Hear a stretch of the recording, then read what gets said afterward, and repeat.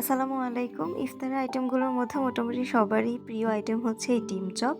সেটা আমি আপনাদের সাথে শেয়ার করছি যে আমি বাসায় কিভাবে করে থাকি।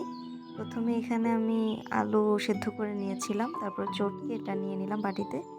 এরপরে নিয়ে নিলাম পেঁয়াজের বেরেস্তা আর শুকনো মরিচ। এখানে হচ্ছে কাঁচা পেঁয়াজ এবং কাঁচা মরিচটাও কুচি করে দেয়া যায়। পেঁয়াজের বেরেস্তাটা দিলে আমার হচ্ছে ফ্লেভারটা ভালো লাগে আমার কাছে। শুকনো মরিচটাও ভালো লাগে। তো আমি মরিচটা গুঁড়ো করে নিয়ে পরিমাণ মতো লবণ আর দিয়ে দিলাম হচ্ছে ভাজা জিরার গুঁড়া। তারপরে দিলাম কিছুটা ধনেপাতা কুচি। এবার এটা ভালোভাবে আমি মেখে নেব। এটা জাস্ট আলুর ভর্তা করে নিব আরকি। এটা আলুর ভর্তাই বলা চলে।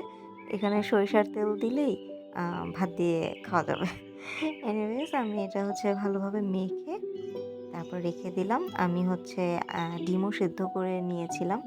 এখন হচ্ছে এই আলুটা পরিমাণ মতো হাতে নিয়ে তারপরে গোল করে চ্যাপ্টা করতে হবে। আসলে এটা বলে বোঝানো সম্ভব না, দেখেই বোঝা যাচ্ছে।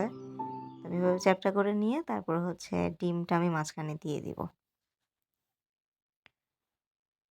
আপনারা চাইলে অর্ধেকটাও দিতে পারেন। আমি একটা ডিমকে ৪ টা করেছি কেটে। তারপরে এই আলু দিয়ে ডিমটা ভালোভাবে ঢেকে দেব হাত দিয়ে।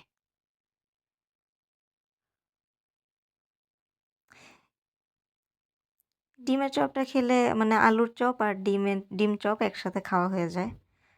ভালোই লাগে আমার খেতে। এটা এমনিতেও হচ্ছে রোজা ছাড়াও হচ্ছে বিকেলের স্ন্যাক্স হিসেবে খাওয়া যায়, ভালো লাগে। তবে এটা নিয়ে নিলাম। এখন হচ্ছে আমি ভাজতে চলে যাব। আমি ১ম এ এটা আ ডিমের মধ্যে হচ্ছে আমি এটা মেখে নিচ্ছি। আমি ডিমও এখানে ফেটে রেখেছিলাম। জাস্ট এখানে ডিমের মধ্যে আর কিছু দেইনি। ডিমটাতে হচ্ছে কোট করে নিয়ে এখানে হচ্ছে আমি ব্রেড ক্রাম্ব এ হচ্ছে কোট করে নেব। হাত দিয়েই করলেই ভালো হয়। আমি কমফোর্ট ফিল করি তাই আমি হাত দিয়েই করছি। এটা ভালোভাবে কোট করে নেয়া হয়ে গেলে আমি এটা হচ্ছে গরম তেলের মধ্যে দিয়ে দিব। আর চুলার আঁচটা এখানে কম থাকবে। বেশি আঁচে থাকলে এটা তাড়াতাড়ি কালার হয়ে পুড়ে যাবে। এটা কম আঁচেই হচ্ছে আস্তে, আস্তে এটা আ কালারটা আনতে হবে।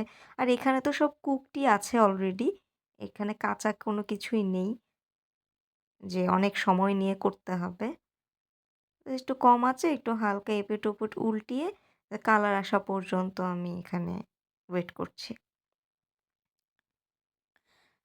ব্যাস আমার আলুর চপটা ভাজা হয়ে গেছে। এর থেকে বেশি রাখলে আবার ওটা বেশি লাল হয়ে পুড়ে যাবে, খেতে ভালো লাগবে না। আমি একটা টিস্যু পেপারে উঠিয়ে নিলাম। সো রেডি হয়ে গেল আমার ডিম চপ। যদি আমার ভিডিওটা ভালো লাগে প্লিজ আমার ভিডিওটা লাইক করে দিবেন। Thank you.